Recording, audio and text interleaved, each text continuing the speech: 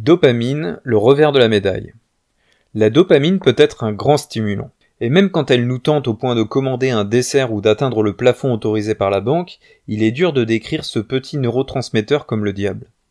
Mais la dopamine a bien un revers de la médaille. Un côté qu'il n'est pas difficile de voir si nous y prêtons attention. Si nous nous arrêtons pour regarder de près ce qui se passe dans notre cerveau et dans notre corps quand nous sommes sur notre faim, nous découvrirons que la promesse de récompense peut être aussi stressante qu'agréable. À trop désirer quelque chose, la sensation n'est pas toujours agréable. Parfois, on se sent même carrément misérable. En fait, c'est parce que la première fonction de la dopamine est de nous faire poursuivre le bonheur, et pas de nous rendre heureux.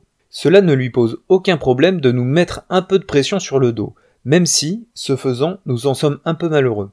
Pour vous motiver à poursuivre l'objet de votre irrésistible désir, le système de récompense a précisément deux armes, une carotte et un bâton. La première arme est bien sûr la promesse de récompense. Les neurones qui libèrent la dopamine créent une sensation s'adressant aux zones de votre cerveau qui anticipent le plaisir et se préparent à l'action. Quand ces zones sont inondées de dopamine, le résultat s'appelle le désir, la carotte qui fait avancer le cheval. Mais le système de récompense a une seconde arme qui fonctionne plutôt comme le bâton du proverbe. Lorsque votre système de récompense libère de la dopamine, il envoie aussi un message au centre du stress de votre cerveau. Dans cette zone cérébrale, la dopamine déclenche la libération des hormones du stress. Résultat, vous vous sentez anxieux dans l'attente de l'objet de votre désir. Le besoin d'obtenir ce que vous voulez commence à ressembler à une urgence vitale, à une question de survie. Les chercheurs ont remarqué ce mélange interne de désir et de stress chez les femmes en manque de chocolat. Quand elles voient des images de chocolat, les femmes ont une réaction de sursaut, un réflexe physiologique associant alarme et alerte, comme un animal sauvage qui repère un prédateur. Quand on leur a demandé ce qu'elles ressentaient, elles ont expliqué que c'était à la fois du plaisir et de l'anxiété, en plus du sentiment d'être dépassées. Lorsque nous nous trouvons dans un tel état, nous attribuons le plaisir à ce qui a provoqué cette réaction, et le stress au fait que nous n'avons pas encore l'objet de notre désir. Nous ne nous rendons pas compte que c'est l'objet de notre désir qui provoque à la fois le plaisir anticipé et le stress. Sous le microscope, le stress du désir. La plupart d'entre nous accordent beaucoup plus d'attention à la promesse d'une sensation agréable qu'à la présente sensation désagréable qui accompagne le désir suscité par la dopamine. Cette semaine, essayez de remarquer les moments où vous ressentez du stress et de l'anxiété à vouloir quelque chose. Si vous cédez à la tentation, avez-vous le sentiment que vous réagissez à la promesse d'une récompense? Ou essayez-vous de vous soulager de votre anxiété? Une cliente ressent l'anxiété mais tient la promesse. Chaque fois qu'Yvonne voulait un peu de réconfort, elle allait au centre commercial. Elle était certaine que faire du shopping la rendait heureuse parce que, quand elle s'ennuyait ou qu'elle était contrariée, c'était ce qu'elle voulait faire. Elle n'avait jamais vraiment remarqué les sentiments complexes qui allaient de pair avec le shopping, mais elle décida de s'appliquer à y prêter attention. Elle découvrit que le moment qui lui apportait le plus de plaisir, c'était quand elle allait au centre commercial en voiture. En chemin, elle se sentait excitée et pleine d'espoir. Mais une fois là-bas, tant qu'elle faisait du lèche-vitrine, elle se sentait bien. Mais dès qu'elle entrait dans un magasin, ses sentiments changeaient. Elle se sentait tendue, surtout s'il y avait beaucoup de monde dans le magasin. Elle ressentait le besoin de faire tout le tour du magasin et se sentait pressée par le temps. Quand elle faisait la queue pour acheter quelque chose, elle remarqua qu'elle se montrait impatiente et anxieuse. Quand le client devant elle achetait trop d'articles ou faisait un retour, elle s'énervait. Quand elle arrivait à la caisse et qu'elle tendait sa carte de crédit, c'était une sorte de soulagement qui s'emparait d'elle, et non la joie qu'elle s'en était faite à l'avance. Yvonne comprit que l'espoir et l'excitation qu'elle ressentait alors qu'elle était en route pour le centre commercial étaient la carotte pour l'attirer là-bas. L'anxiété et l'énervement étaient le bâton qui la faisait avancer. Sur le chemin du retour, elle ne se sentait jamais aussi bien que lorsqu'elle allait là-bas. Quand ils comprennent ce genre de choses, beaucoup de gens se détournent de la récompense qui n'apporte pas satisfaction. L'accro des chips jette sur le paquet de chips un regard de suspicion tout neuf, et l'accro des émissions de télé tardives éteint la télé. Mais Yvonne a opté pour une stratégie différente. Du lèche-vitrine pour un maximum de bonheur. C'est quand elle était dans le centre commercial qu'elle se sentait le mieux. Dépenser la stressait. Curieusement, quand elle y allait avec l'intention de ne rien acheter et qu'elle laissait ses cartes de crédit à la maison de façon à limiter ce qu'elle achèterait, elle rentrait chez elle plus heureuse que si elle avait dépensé beaucoup d'argent. Quand vous comprendrez vraiment comment une prétendue récompense agit sur vous, vous pourrez prendre les meilleures décisions sur le bien fondé d'une pseudo-récompense et le type de récompense qui marche pour vous. Nous confondons promesse de récompense et bonheur. Quand Holtz et Milner regardaient leurs rats refuser la nourriture et faire des allers et retours à toute allure sur une grille électrifiée, ils faisaient l'erreur que nous commettons tous quand nous interprétons notre propre comportement poussé par la dopamine. Nous prenons notre concentration intense, ce que nous cherchons désespérément à avoir, et notre empressement à agir, et même à souffrir, pour obtenir ce que nous voulons comme la preuve que l'objet de notre désir doit nous rendre heureux. Nous nous voyons acheter une énième barre chocolatée, le dernier gadget de cuisine à la mode, encore un verre, nous nous épuisons à poursuivre notre prochaine conquête, un meilleur poste, le plus haut retour sur investissement, etc. Nous confondons le fait de vouloir avec l'assurance du bonheur. Il n'est pas étonnant qu'Holtz et Milner aient regardé ces rats s'électrocuter jusqu'à épuisement et aient pensé qu'ils en éprouvaient du bonheur. Pour nous autres, humains, il est quasiment impossible de faire la distinction entre la promesse de récompense et le plaisir ou le bénéfice que l'on recherche. La promesse de récompense est tellement forte que nous continuons à poursuivre des choses qui ne nous rendent pas heureux et continuons à consommer des choses qui nous apportent plus de misère que de satisfaction. Parce que la poursuite de la récompense est l'objectif essentiel de la dopamine, vous n'allez jamais rencontrer un panneau stop, même lorsque l'expérience n'est pas à la hauteur de la promesse.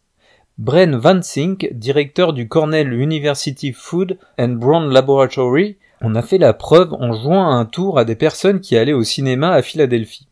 La vue et l'odeur du pop-corn au cinéma sont une façon sûre d'activer les neurones à dopamine. À l'idée de leur première bouchée de pop-corn, les clients font la queue, l'eau à la bouche, tels les chiens de Pavlov. Van Sink s'était arrangé pour que le cinéma accepte de vendre du pop-corn vieux de 2 semaines. Il voulait voir si les spectateurs le mangeraient jusqu'au bout, conformément à la conviction de leur cerveau que le pop-corn du cinéma est toujours délicieux, ou s'ils remarqueraient le vrai goût de ce pop-corn-là et refuseraient de le manger. Après le film, les spectateurs ont confirmé que le pop-corn vieux de 2 semaines n'était pas vraiment terrible, rassis, mou, pas loin d'être dégueulasse. Mais se sont-ils rués au comptoir pour demander à être remboursés? Non, ils ont tout mangé. Ils ont même mangé 60% de la quantité de pop-corn que ceux qui avaient eu le pop-corn du jour. Ils faisaient confiance à leurs neurones dopaminergiques et non à leurs papilles gustatives. On peut se gratter la tête et se demander comment c'est possible, mais peu d'entre nous y échappent. Pensez donc au plus gros défi que vous ayez lancé à votre pouvoir de ne pas faire. Vous croyez vraisemblablement que vous serez ou seriez heureux si vous réussissiez à avoir une certaine dose de ce qui vous attire tant? Au milieu, le fait de céder fait tomber l'anxiété générée par la promesse de récompense qui vous pousse à en vouloir toujours plus. Mais à la fin, vous vous retrouvez frustré, insatisfait, déçu, honteux, fatigué, dégoûté ou simplement pas plus heureux qu'au début. Lorsque les gens font attention à ce qu'ils ressentent face à ces fausses récompenses, l'effet magique disparaît. Si vous forcez un peu votre cerveau à comparer ce qu'il attend d'une récompense, le bonheur, une joie intense, une satisfaction, la fin d'une période de tristesse ou de stress, et ce qu'il ressent effectivement, votre cerveau finira par ajuster ses attentes. Par exemple, lorsque les gens qui ont pris l'habitude de trop manger ralentissent et prennent vraiment le temps d'apprécier un aliment qui, d'ordinaire, déclenche envie irrésistible et goinfrerie, ils remarquent typiquement que l'apparence et l'odeur de cet aliment sont meilleures que son goût. Même lorsque la bouche et l'estomac sont rassasiés, le cerveau en redemande. Et plus ils mangent, plus ils se sentent anxieux. Parfois, ils ne sentent même pas le goût de la nourriture quand ils se goinfrent, tellement ils mangent vite. Et ils se sentent physiquement et émotionnellement pire après avoir mangé. Au début, cela peut perturber. Après tout, ils avaient vraiment cru que la nourriture était une source de bonheur. Cependant, la recherche montre que les gens qui font vraiment attention à ce qu'ils ressentent lorsqu'ils mangent développent une meilleure maîtrise d'eux-mêmes vis-à-vis de la nourriture et ont moins d'épisodes de goinfrerie. Avec le temps, non seulement ils perdent du poids, mais ils ont moins de stress, d'anxiété et de périodes de déprime. Quand nous nous libérons de la fausse promesse d'une récompense, nous découvrons souvent que la chose dont nous pensions tirer du bonheur était la source principale de notre détresse. Expérience de volonté. Testez la promesse de récompense. Testez la promesse de récompense avec quelque chose qui vous tente régulièrement parce que votre cerveau vous dit que cela va vous faire plaisir. Les choix les plus courants que font mes élèves sont les friandises, le shopping, la télévision et les activités en ligne chronophages comme la messagerie électronique ou le poker. Faites-vous plaisir en prêtant attention à ce qui se passe et prenez votre temps. Prenez note de ce que vous ressentez par rapport à cette promesse de récompense. L'anticipation, l'espoir, l'excitation, l'anxiété, la salivation, tout ce qui se passe dans votre cerveau et dans votre corps. Puis donnez-vous la permission de céder.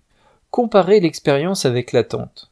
La sensation liée à la promesse de récompense disparaît-elle ou continue-t-elle à vous pousser à manger plus, à dépenser plus ou à rester plus longtemps? Trouvez-vous satisfaction et si oui, quand? Ou bien vous retrouvez-vous simplement à un moment incapable de continuer parce que vous êtes rassasié, épuisé, frustré, en retard ou que vous n'avez plus la sensation d'une récompense? Les gens qui font cette expérience arrivent en général à l'un des deux résultats suivants. Certaines personnes se rendent compte que quand elles prêtent vraiment attention à ce qu'elles ressentent lorsqu'elles se font plaisir, elles ont besoin de nettement moins que ce qu'elles pensaient initialement pour se sentir satisfaites. D'autres n'y trouvent aucune satisfaction, découvrent qu'il y a un fossé entre ce qu'elles attendaient de la promesse de récompense et la réalité de l'expérience. Ces deux observations peuvent vous donner une meilleure maîtrise de ce qui, jusqu'alors, vous apparaissait comme un comportement hors de votre contrôle. L'importance du désir. Avant de demander à votre médecin de vous prescrire des médicaments suppresseurs de dopamine, je vous recommande de considérer le bon côté de la promesse de récompense. Si on va vers les ennuis à confondre vouloir quelque chose et être heureux, la solution ne consiste pas à éliminer ses envies. Une vie sans envie ne requiert certainement pas autant de self-control, mais c'est également une vie qui ne vaut guère la peine d'être vécue. Un accro perd ses envies irrésistibles. Adam n'était pas un homme à se restreindre. À 23 ans, il prenait facilement au cours d'une journée 10 verres d'alcool, une bouffée de crack, voire une petite dose d'ecstasy en prime. Pour Adam, l'abus de substances était une longue histoire. Il avait commencé l'alcool à 9 ans et la cocaïne à 13. Et maintenant qu'il était adulte, il était accro à la marijuana, à la cocaïne, aux opiacés et à l'ecstasy. Tout cela a changé le jour où on a dû l'amener aux urgences au cours d'une soirée. Là, il a vite ingéré tout ce qu'il avait dans les poches pour éviter d'être pris avec des substances illégales. Ce n'était pas une idée très intelligente, mais bon, il n'avait pas tous ses esprits. La dangereuse combinaison de cocaïne, d'ecstasy, d'oxycodone et de méthadone provoqua une chute quasi fatale de sa tension artérielle et une réduction de l'apport d'oxygène au cerveau. Bien que ressuscité, puis finalement relâché des soins intensifs, le manque temporaire d'oxygène a été lourd de conséquences. Adam a perdu toute attirance pour la drogue et l'alcool. D'une consommation de drogue quotidienne, il est passé à une abstinence complète, ce que les tests de drogue ont confirmé au cours des 6 mois suivants. Ce changement miraculeux n'était pas le résultat d'une révélation spirituelle ou d'une soudaine prise de conscience parce qu'il avait frôlé la mort. D'après Adam, il n'avait tout simplement plus le désir de consommer ces substances. Cela pourrait passer pour une heureuse tournure des événements si la perte du désir ne s'était limitée qu'à la cocaïne et à l'alcool. Adam a perdu tout désir, point. Il ne pouvait imaginer que quoi que ce soit puisse lui faire plaisir. Son énergie physique et son aptitude à la concentration ont disparu, et il s'est de plus en plus isolé des autres. Ne pouvant plus imaginer avoir du plaisir, il a perdu l'espoir et est tombé dans une sévère dépression. Qu'est-ce qui a déclenché cette perte de désir ? Les psychiatres à l'université de Columbia qui ont traité Adam ont découvert la réponse grâce au scanner de son cerveau. Le manque d'oxygène pendant son overdose avait laissé des lésions dans le système de récompense de son cerveau.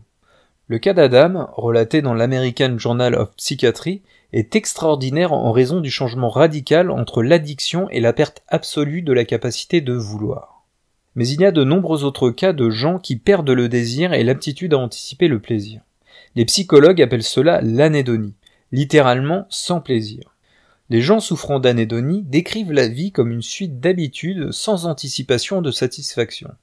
Ils peuvent manger, faire du shopping, avoir des relations sociales et sexuelles, mais ils n'attendent aucun plaisir de ces activités. Sans la possibilité de plaisir, il n'y a plus de motivation.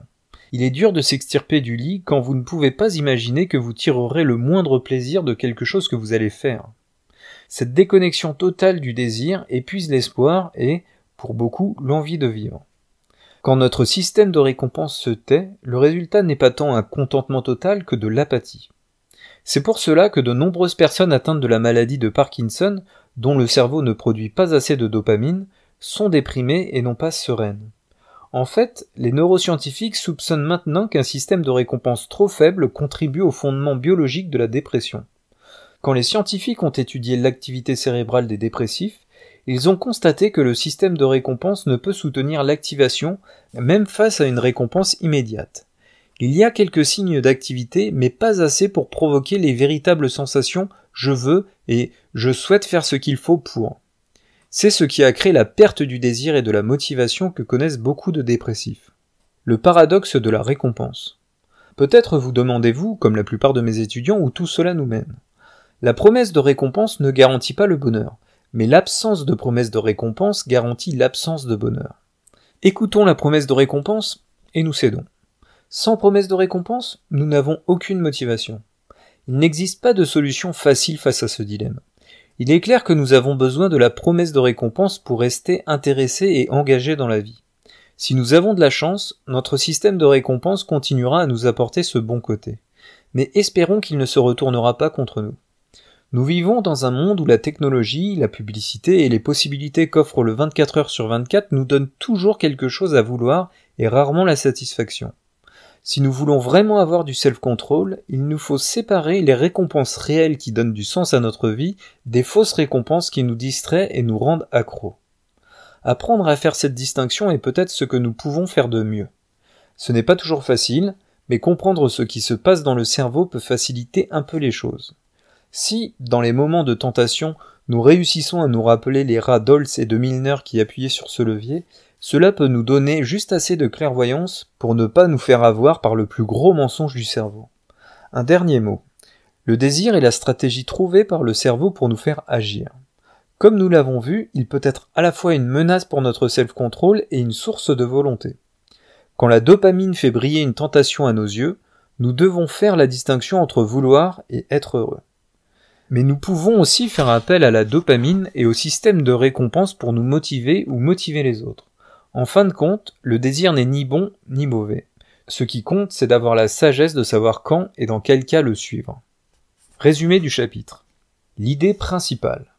Notre cerveau confond la promesse de récompense avec la garantie d'un bonheur, si bien que nous poursuivons une satisfaction dans des choses qui ne tiennent pas leur promesse. Sous le microscope. Qu'est-ce qui active la production de dopamine par vos neurones? Qu'est-ce qui déclenche cette promesse de récompense et vous pousse à chercher satisfaction? Le neuromarketing et les déclencheurs environnementaux. Remarquez comment les commerçants et les spécialistes en marketing essaient de déclencher la promesse de récompense. Le stress du désir. Remarquez les moments où le fait de vouloir quelque chose déclenche stress et anxiété. Expérience de volonté. Dopaminisez les défis lancés à votre pouvoir de faire. S'il y a quelque chose que vous repoussez depuis un certain temps, motivez-vous en liant cette tâche à quelque chose qui va activer la production de dopamine par vos neurones. Testez la promesse de récompense. Faites-vous plaisir avec quelque chose qui vous attire mais qui ne semble jamais vous donner satisfaction, comme des friandises, du shopping, la télévision ou des activités en ligne chronophages. Et prêtez attention à ce qui se passe. La réalité concorde-t-elle avec les promesses du cerveau ?